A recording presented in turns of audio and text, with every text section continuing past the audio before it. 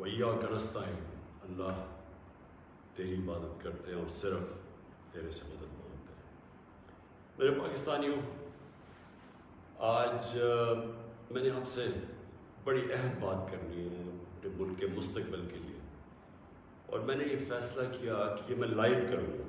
یہ ریکارڈڈ نہیں ہے، یہ آپ کے پاس لائیو جائے گی بات۔ اور اس کی وجہ یہ ہے کہ پاکستان ایک اس انگریزی میں کہتے ہیں ڈیفائننگ مومنٹ پہ ہے، ایک فیصلہ کن وقت پہ ہے کہ ہم نے دو راستے ہمارے سامنے ہیں، ہم نے کون سا راستہ لینا ہے۔ لیکن میں چاہتا ہوں کہ اس سے پہلے یہ میں جو اپنی آپ سے دل کی آج باتیں کروں گا، اس سے پہلے میں صرف اپنی قوم کو بتانا چاہتا ہوں کہ میری طرح کا آدمی پولیٹکس میں آیا کیوں؟ کیونکہ آپ اگر پولیٹیشنز کی زندگی دیکھیں تو ان کو کسی کو بھی کوئی پولیٹکس سے پہلے نہیں جانتا تھا۔ ان کی کوئی بڑے کم ایسے لوگ ہیں جنہوں نے زندگی میں کوئی چیز اچیو بھی کیا۔ قائد اعظم محمد علی جناح بہت بڑے پولیٹیشین تھے، لیکن انہوں نے وہ ایسے تھے کہ سارے ہندوستان کے اندر وہ سب سے بڑے وکیل سمجھے جاتے تھے۔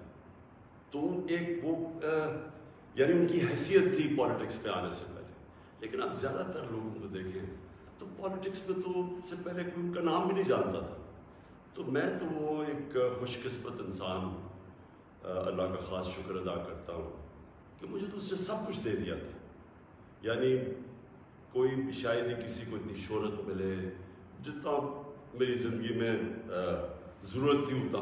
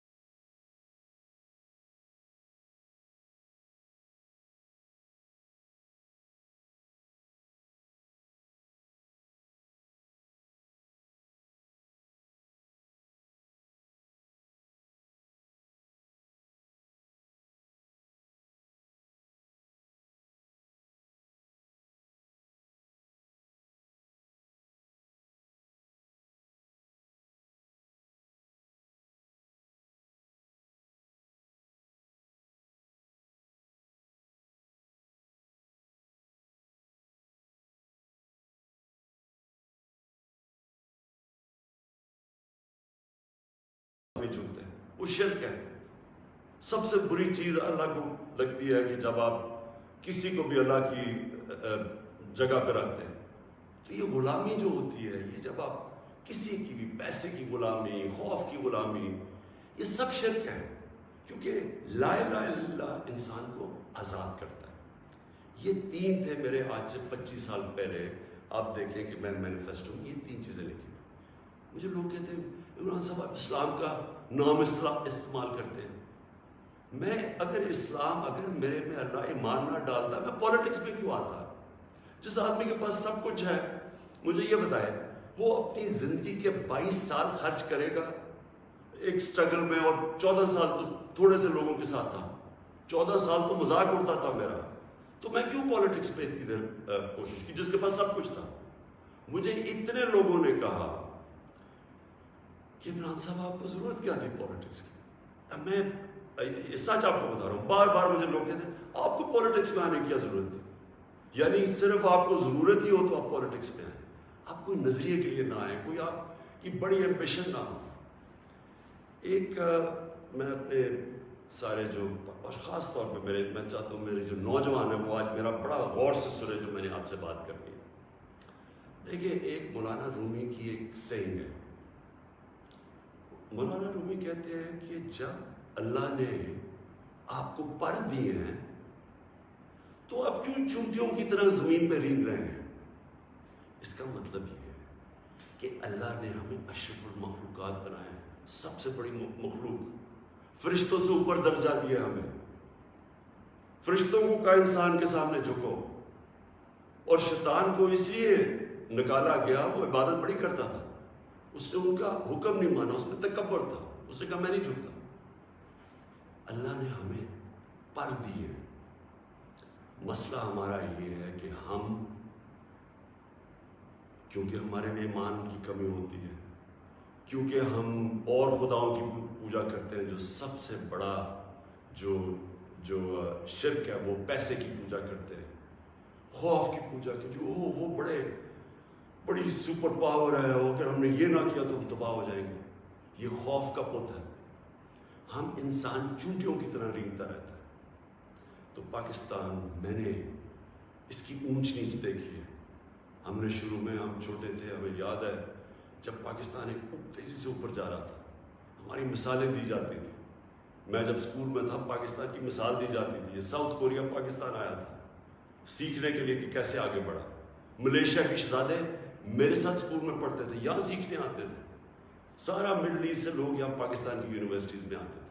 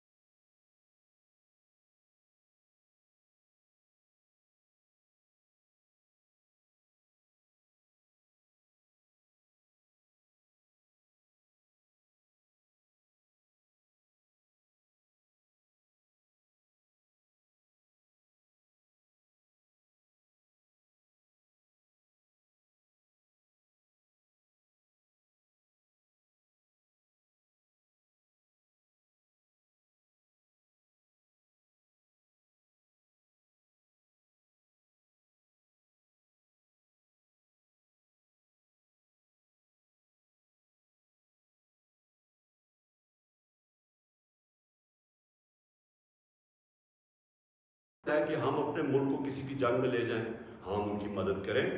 اگر انہوں نے ان کے ملک میں دہشت گردی ہوئی ہے، ہم دہشت گردی کے خلاف ہیں، ہمیں ان کی مدد کرنی چاہیے. لیکن کیا اس کا مطلب یہ ہے کہ ہم پاکستانیوں کو قربان کر دیں کسی کی جنگ میں؟ اور پھر ہم نے غلطی کیا کی؟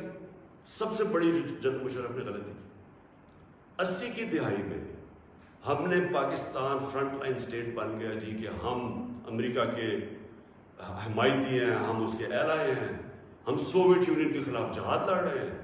اور ساری جہاد پاکستان کے قبائلی علاقے سے لڑی گئی، اور باہر سے لوگ ہم نے بلائے اور ہم نے ان کو ٹرین کیا اور یہاں سے مجاہدین گروپس گئے. ہم نے ان کی پوری حمایت کی، ان کو بتایا کہ فورن آکوپیشن، کیونکہ ہم اس لیے لڑ رہے ہیں کہ افغانستان کے اوپر فورن آکوپیشن ہے، اس لیے ہم لڑ رہے ہیں جہاد. اور سارے ہمیں بتایا گیا کہ کتنا بڑا پاکستان بڑا رول پلے کر رہا ہے. جیسے ہی وہ جہاد ختم ہوتی ہے، سوویت یونین ہارتا ہے، امریکہ یہاں سے چلا جاتا ہے، سوویت یونین ادھر چلا جاتا ہے، اور 2 سال کے بعد وہی امریکہ جو ہمارا دوست تھا، جس کے لیے جو ہم اکٹھے جنگ لڑ رہے تھے، وہ ہمارے اوپر سینکشن لگا دیتا ہے. پریسلر سینکشنز 9/11 آ جاتا ہے، پاکستان کی پھر امریکہ ضرورت پڑ جاتی ہے. یہ جو ابھی میں نے آپ کو کہا کہ اسی کمرے کے اندر فیصلہ ہو رہا ہے کہ جی ہم امریکہ کی ہمیں حمایت کرنی چاہیے. ہم نے کہا کہ ہاں ٹھیک ہے، حمایت یہاں تک ٹھیک ہے کہ ہم سارے دہشت گردی کے خلاف ہیں، ان کے خلاف ایکشن لیں. لیکن جو حمایت ہم نے کی، جو پاکستانیوں کی جانوں کی قربانی دی گئی، کسی اور امریکہ کے ایلائے نے اس طرح کی قربانیاں نہیں دی. کوئی نیٹو بھی امریکہ کے ساتھ تھا، کوئی ایک ملک بتائیں جو 80,000 اپنے لوگ مروا لیں، جس کا سارا قبائلی علاقہ. اور میں یہ آج پھر سے کہنا چاہتا ہوں، دیکھیں میں قبائلی علاقے کو باقیوں سے بہتر جانتا ہوں. میں نے وہ سارا قبائلی علاقہ پھرا ہوا ہے، میں نے کتاب لکھی ہوئی، میں اس کی تاریخ جانتا ہوں. قبائلی علاقہ پاکستان میں سب سے پرامن علاقہ تھا. وہاں کرائم ہوتی نہیں تھی، کوئی ان کے ریکارڈ میں، یعنی ہمیشہ سے وہ کرائم فری ایریا تھا. جو قبائلی علاقے کے لوگوں سے ہوا ہماری اس جنگ میں شرکت کرنے سے، آپ اندازہ نہیں لگا سکتے کہ وہ لوگوں کے اوپر، بیچاروں کے اوپر کیا گزری. وہاں لوگ مارے گئے، وہ ادھر سے لوگ کھڑے ہو گئے جن لوگوں کو، اب سوچے ہم لوگوں کو کہہ رہے ہیں کہ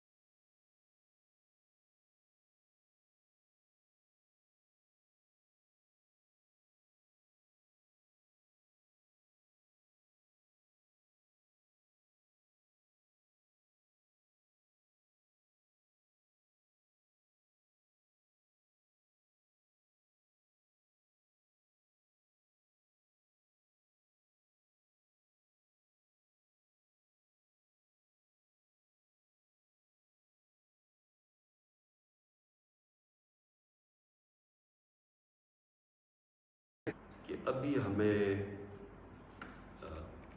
8 مارچ کو یا اس سے پہلے 7 مارچ کو ہمیں ایک امریکہ نے باہر سے ملک میں نام مطلب میرا کہ کسی اور باہر سے ملک سے ہمیں میسج آتی ہے،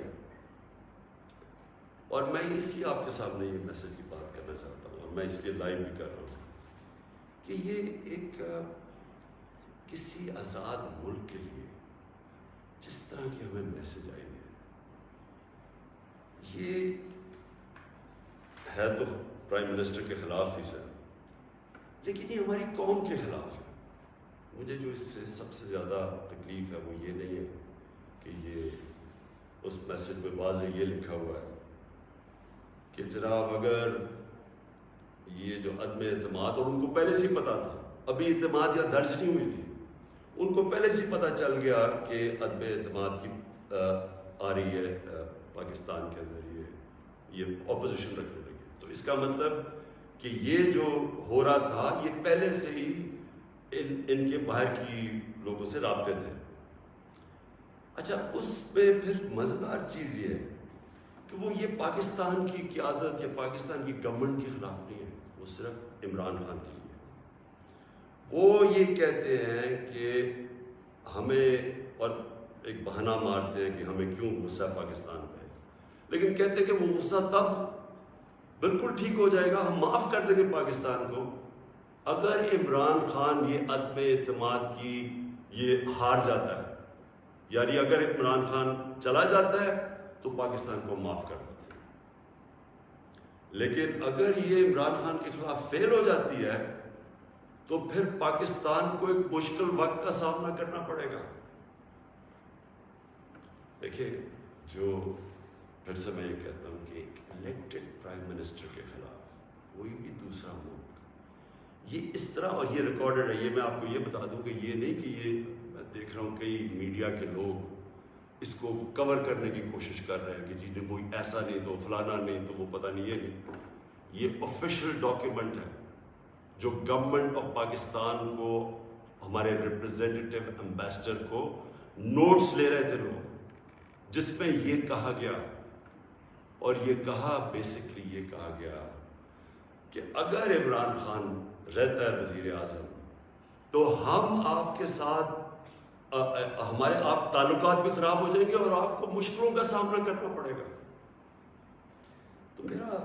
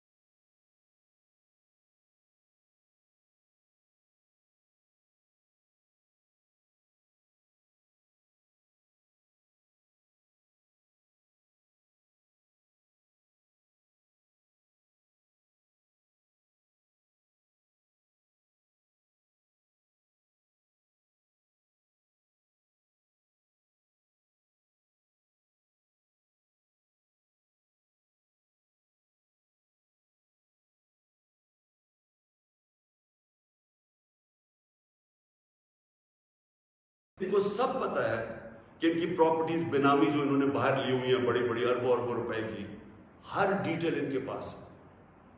ایک ہمارا ینگ پولیٹیشین ہے، ایک کتاب ہے رون سوسکنڈ کی دی وے آف دی ورلڈ، اس کتاب میں وہ لکھتا ہے کہ ان کی نیشنل سیکیورٹی جو تھی وہ ٹیپ کر رہی ہے، اس کی والدہ اس کو ٹیلی فون کر کے بینک اکاؤنٹس بتا رہے ہیں، یعنی ادھر تک ان کو پتا ہے۔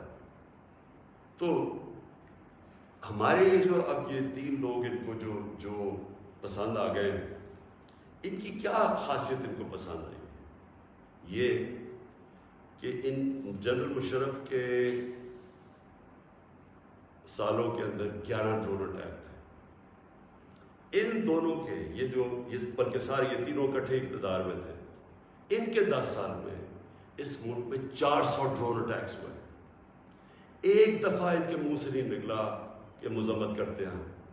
حامد کرزئی مجھے یاد ہے افغانستان میں جب ان کے ڈرون اٹیک یا وہاں بمباری سے افغانستان کے بے قصور لوگ مرتے تھے، وہ مذمت کرتا تھا، جدھر افغانستان میں فورن فوجیں تھی، یہاں ہم بیٹھے ہوئے ہیں 400 ڈرون اٹیکس میں ایک دفعہ کسی نے مذمت نہیں کی، اس لیے ان کو یہ سوٹ کرتے ہیں۔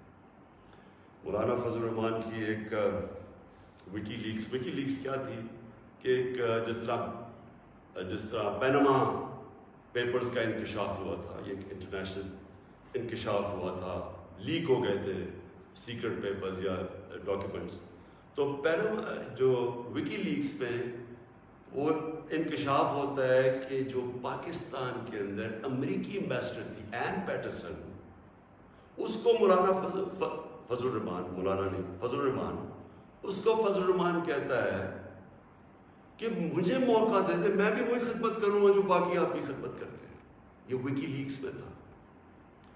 نواز شریف کا برکا دت کی کتاب میں ہے کہ وہ نیپال کے اندر نریندر مودی سے چھپ چھپ کے مل رہا تھا اپنی فوج سے بچنے کے لیے۔ ڈان لیکس میں کیا تھا؟ ہندوستان کو میسیجنگ ہو رہی تھی کہ جناب میں فوج کے ساتھ، اگر فوج یہ کر رہی تو فوج کر کے میں نہیں کر رہا۔ یہ سوچیں کہ کبھی آپ سوچ سکتے ہیں کہ میرے آرمی چیف کو، جنرل باجوہ کو کوئی باہر کی قوت کہے کہ جی دہشت گرد ہے، اور میں چپ کر کے بیٹھا رہا اور وہ میری تعریف کرے اور اس کو برا بھلا کہے؟ جنرل راحیل شریف کو نریندر مودی دہشت گرد کہہ رہا تھا، دہشت گرد کا چیف، اور نواز شریف سے دوستی تھی اور شادیوں پہ انویٹیشن۔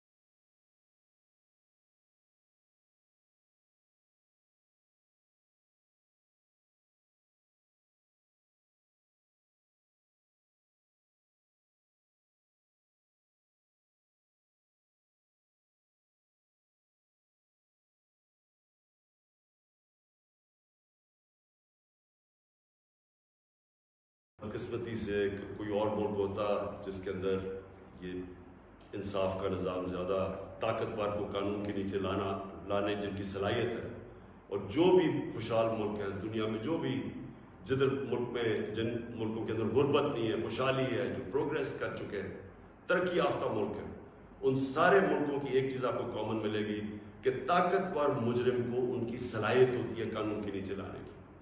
ہمارا ابھی تک انصاف کے نظام میں وہ صلاحیت نہیں ہے۔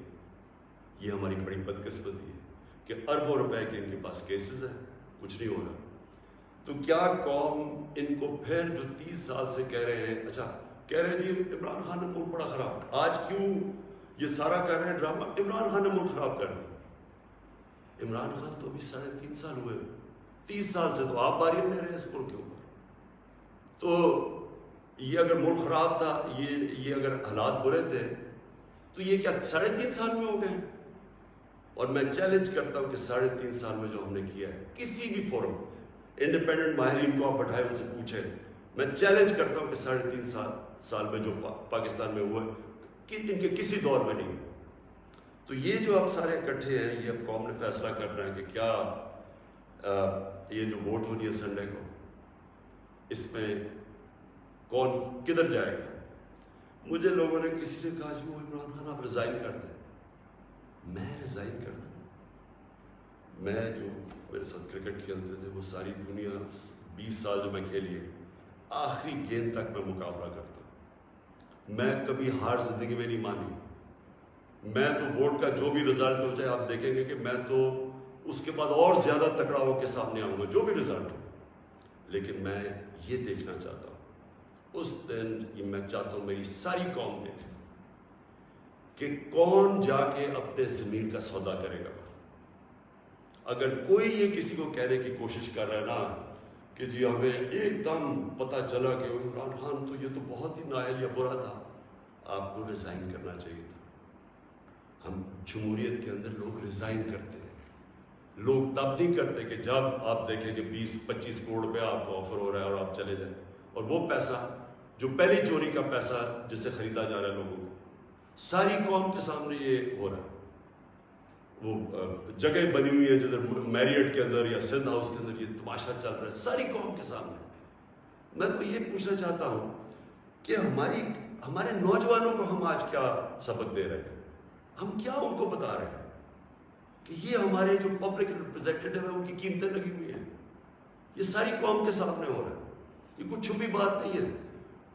آپ الٹا بھی لٹک جائیں، کوئی یہ نہیں مانے گا کہ ان 3 لوگوں کے پاس کوئی اس لیے جا رہا ہے کہ یہ تو بڑے کوئی نظریاتی لوگ ہیں، تو کوئی نہیں ماننے لگا کہ یا اسد زرداری یا شہباز شریف، نواز شریف یا فضل الرحمان یہ کوئی نظریاتی لوگ ہیں۔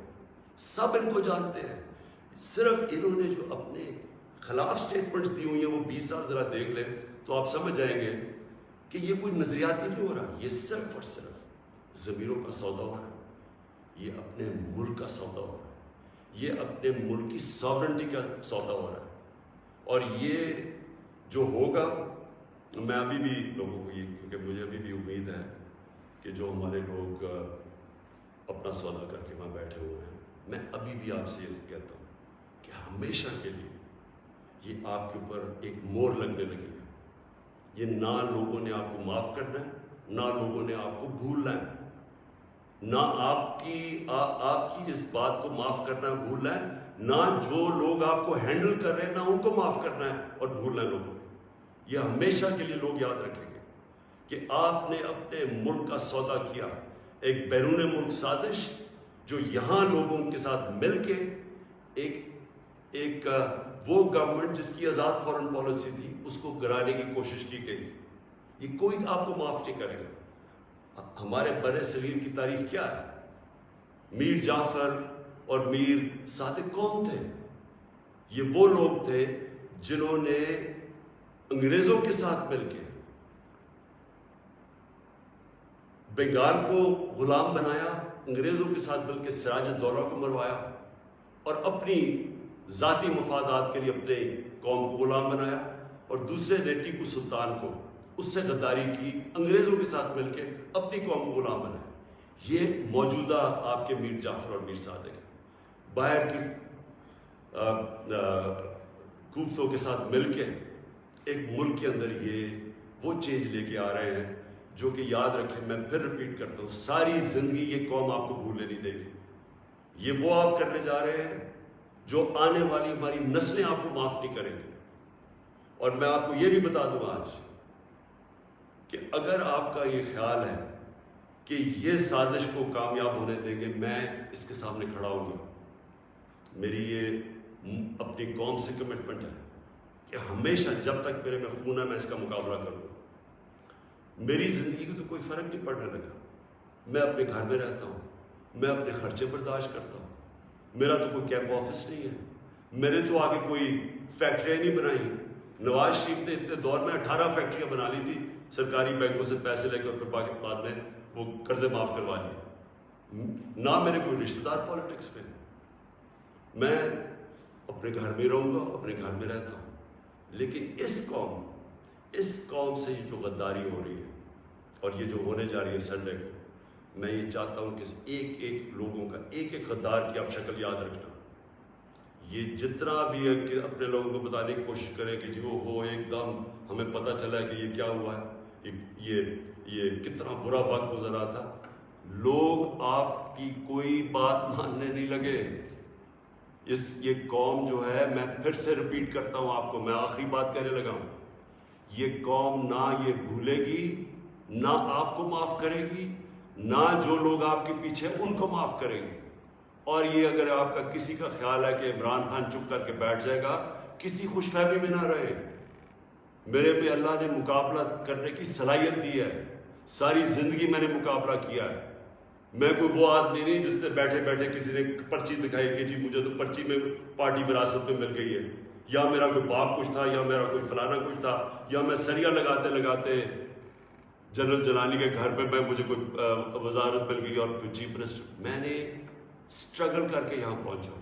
مجھے اسٹرگل کرنی آتی ہے، مقابلہ کرنا آتا ہے. میں کسی صورت اس سازش کو کامیاب نہیں ہونے دوں گا. پاکستان پائندہ باد.